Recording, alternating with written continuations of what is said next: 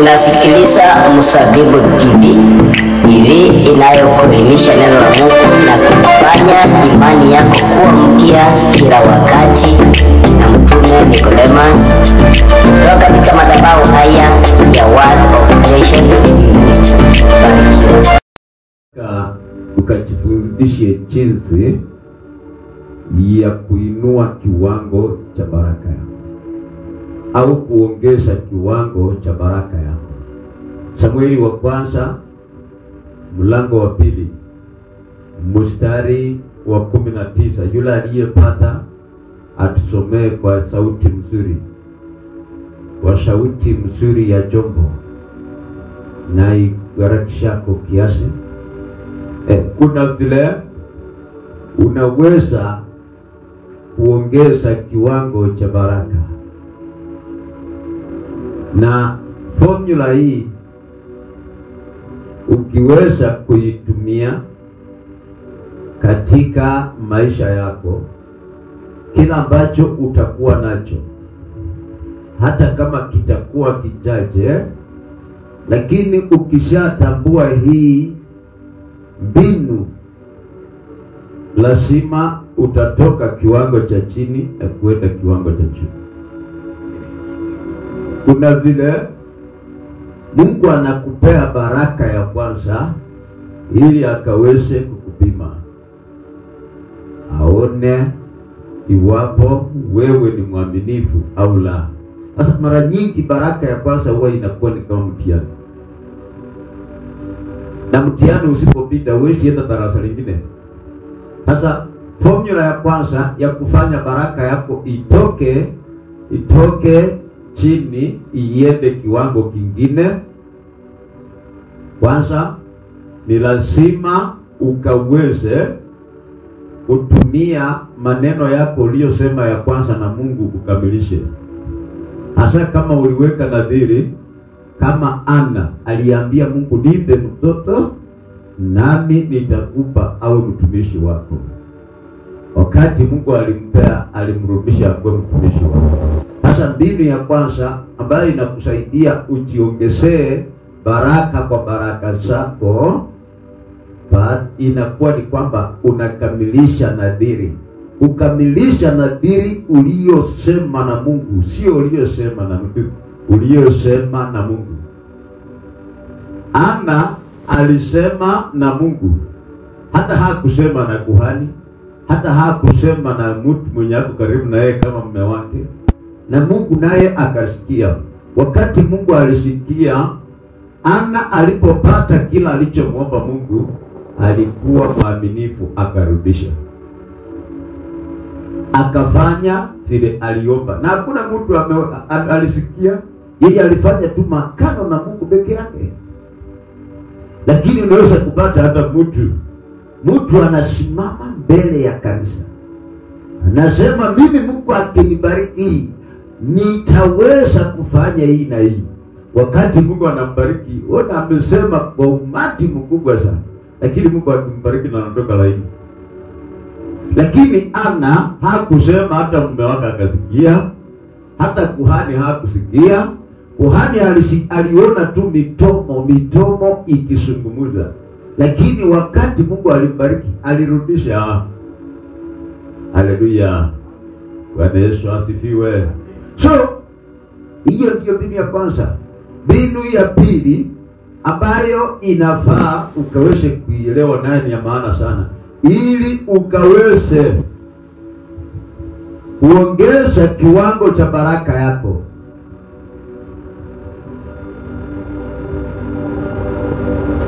ni lazima ukaweze kutosheka, unaridhika na kila ambacho Mungu amekupea. Soma Samueli wa kwanza mlango wa 2 mstari wa 19 mpaka mstari wa 20. Yes. Tena mamayo mfanyisia kanzu dogo, Yep. na kumletea mwaka kwa mwaka. Yes. Hapo alipokuwa pamoja na mmewe ili kutoa dhabihu kila mwaka. Yes. Naye Eli akambariki Elikana na mkewe.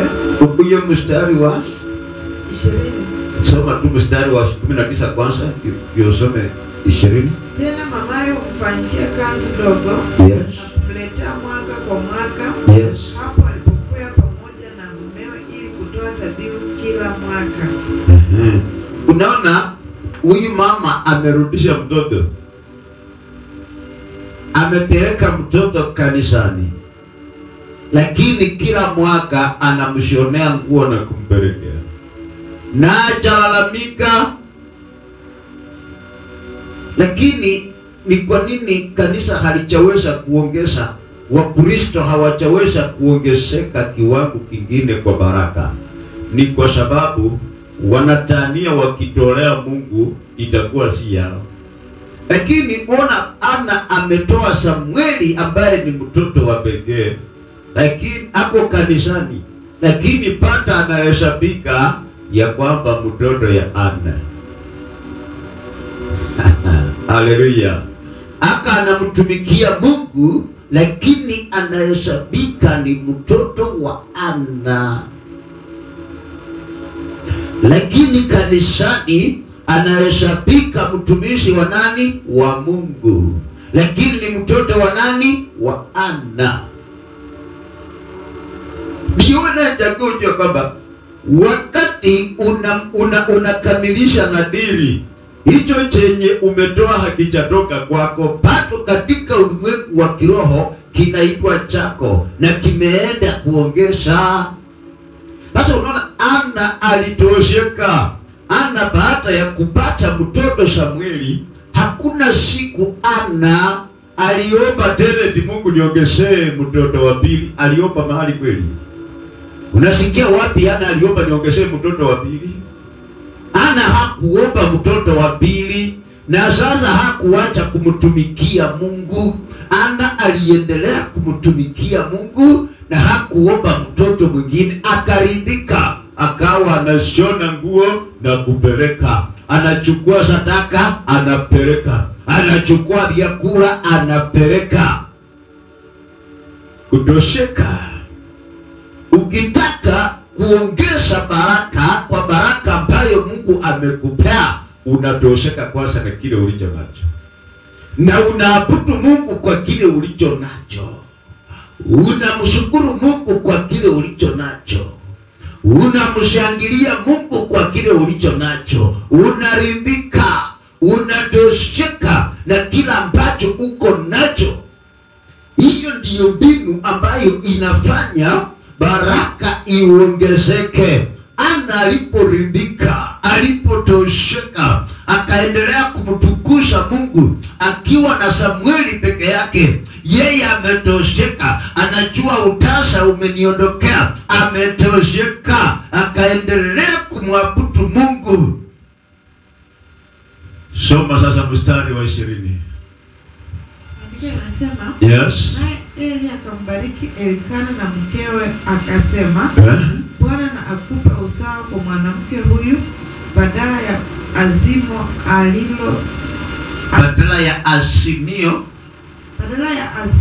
yes, aliloazimiwa Bwana. Kisha wakaenda nyumbani kwao. Yes, endelea kidogo. Naye Bwana akamwangalia Hana, naye akachukua mimba, akazaa watoto, yes, wa kiume 3 na wa kike, yes, 2. Naye huyo mtoto Samueli akakuwa mbele za Bwana. Wakati Ana aliweza kutosheka, akaendelea kumtumikia Mungu, hapo Ana kama hajafikiria hata kuzaa mtoto, Mungu alipoona ameridhika, anaendelea kumwabudu na hako hamoja, anaendelea kumtukuza, anaendelea kumuinua, anaendelea kumpenda. Maandiko sema Mungu akamwangalia Ana. Ana hakuomba mtoto. Mungu akaambia Eli, sasa huyu Ana apate watoto wengine ambao watamuhudumia nyumbani. Vile alitoa moja, inanihutumia mimi. Basi watoto wakatoka moja ambaye ni Samueli, wakaenda 5 nyumbani, wa kike 2, ndume 3 plus Samueli mtumishi wa Mungu. Ana alimaliza akiwa na watoto 6. Hakuomba kuongezeka. Ukitaka kuongeza chochote ulicho nacho, unataka shamba liongezeke, unataka biashara iongezeke, unataka nyumba yako iongezeke, unataka mifuko iongezeke, unataka fedha iongezeke, unataka afya iongezeke, tumia ile uliyo nayo, ridhika nayo na uitumie kumtukuza Mungu. Mungu mwenyewe ataongeza. Hivyo ndivyo mtu anaweza kuongeza mbaraka wake. Lakini wakati unapata mtu amepata nyumba, amepata shamba, anasema kidogo, amepata nyumba, amesema kidogo, amepata pesa, anasema kidogo, na hiyo pesa kidogo ya Mungu hakuna ndani. Hiyo nyumba kidogo ndani ni Mungu peke yake. Hiyo biashara ndogo ndani ni Mungu peke yake. Mungu hana share kwa hiyo biashara yako. Hiyo kazi ofisi ndogo, kazi ya mshahara kidogo, Mungu hayumo. Unataka promotion, itoke wapi?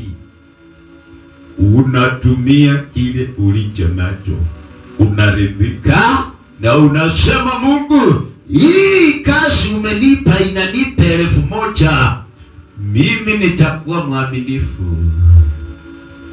Yako iko ndani. Mungu anaanzia pale. Hautaomba promotion, Mungu mwenyewe ataleta. Ukitaka kuongeza, tumia kile ulicho nacho. Kile unachohitaji kiko ndani ya kile ulicho nacho. Barikiwa sehemu ya pili. Nitaendelea kukupea mbinu basi na kufanya upanuke na ongezeke kubwa. Barikiwa katika jina la Yesu.